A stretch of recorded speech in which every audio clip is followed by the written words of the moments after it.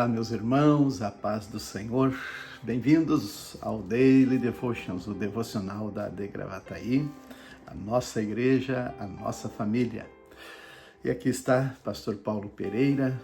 Nesse 5 de maio, estamos numa transição de livros da Bíblia, mas também de um novo momento aí para a história de Israel. Mesmo que ainda dentro de um sistema de governo, de lideranças da época dos juízes. E nesse momento também vamos para uma outra etapa que vai impulsionar essa história para os projetos e planos de Deus para Israel, através de homens e mulheres que ele escolhe para usá-los nas suas mãos. E aqui vamos então já nos despedindo do livro de Juízes, no capítulo 21, e depois já entramos para o livro de Ruth. E quando falamos em Ruth, falamos também num momento de um processo, de uma nova etapa para o povo de Israel. Mas nessa ainda derradeira história narrada no livro de Juízes, Israel está diante de um dilema, o povo, as 12 tribos de Israel. Um dilema muito grande, vocês acompanharam no comentário, na leitura, sobre aquele levita que teve a sua concubina violentada em uma das cidades da tribo de Benjamim. E então o povo, as demais tribos se uniram para, guerrear contra Benjamim, a tribo de Benjamim, e destruí-la. Só que agora, com a morte de todos os homens da tribo de Benjamim, restando apenas alguns poucos que ficaram em Rimon, na rocha de Rimon, no Negueve, então, as demais tribos ficaram assim constrangidas, chegaram diante de Deus, inclusive em lágrimas. Mas e agora? Nós vamos eliminar, então vai sumir uma das tribos, das 12 tribos de Israel, seu plano, seu projeto em não destruir o povo de Israel. Agora eles mesmos estavam destruindo uma das tribos, e isso pesou no coração deles, e eles oraram ao Senhor e pediram misericórdia, ofereceram sacrifícios. Mas com estes restantes da rocha de Rimon, ocasionou que então eles tiveram um projeto, um plano para que não se terminasse essa tribo. E eles proveram então esposas dentre aqueles que não foram à guerra, então para pelejar contra os da tribo de Benjamim. Então eles puseram as mulheres para poder ter casamento com ainda os que restavam da tribo de Benjamim.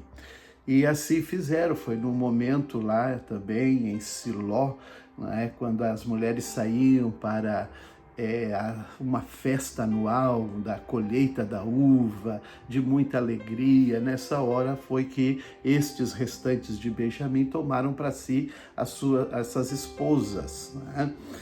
E é muito interessante todos os detalhes, mas aqui há a preocupação de preservar aquilo que é projeto e plano de Deus. A partir daí, dentro do contexto da época dos juízes, há um juiz que agora entra no cenário, mas dentro do livro de Ruth, que é um dos livros também, a gente é conhecido como Megilá. Megilá é uma narrativa, é uma história.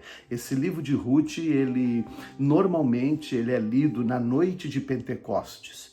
Eles estudam todo o livro de Ruth, porque ele vai abrir a sua narrativa, que ele era tempo, acontecia a a colheita da cevada, né?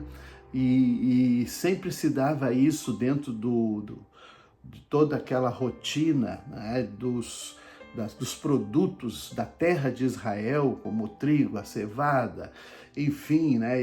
Ele tinha um ciclo, e era justamente na festa de Pentecoste que se dava a colheita das espigas da cevada, né? E é nessa ocasião também que então se apresenta uma história muito linda sobre essa mulher, né, Ruth, e que vem ser nós vamos acompanhar a progenitora, né, de Obed, e depois de Obed vem Davi, né, vem Jessé, e Jessé Davi.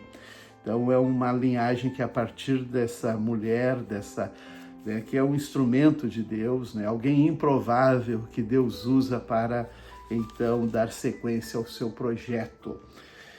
Mas este juiz, que agora está em Belém, chama-se Elimeleque, tem a sua esposa Noemi e 2 filhos, né, o Malom e o Quilom. E só que a terra está passando por uma crise econômica, a terra de Israel, Belém, né, uma fome. E ele, sendo uma pessoa de destaque, um homem que todos procuravam para resolver questões, problemas, é natural que ele então também era procurado para resolver problemas de fome, sabe? De atender à necessidade do povo. E isso trouxe para ele constrangimentos que ele não suportou e foi para a terra de Moabe. Na terra de Moabe veio a falecer, os seus filhos que casaram com as mulheres de Moabe também faleceram, e agora restou só nessa narrativa que lemos hoje a Noemi, né, sua esposa viúva, e agora mais 2 viúvas, que é a Ruth e Orfa. E então, a partir daí, Noemi, né, quando ouve que devia retornar para Belém, porque ouviu que o Senhor visitara e trouxe alimento, foi uma colheita boa, ela resolveu voltar a Belém, a sua terra de origem, seus parentes, e assim preparou as 2 noras para despedir elas. E, inclusive, é interessante agora aqui, nesse momento, fazer um destaque, porque ela disse: vocês voltem para o seu povo e para os seus deuses, né?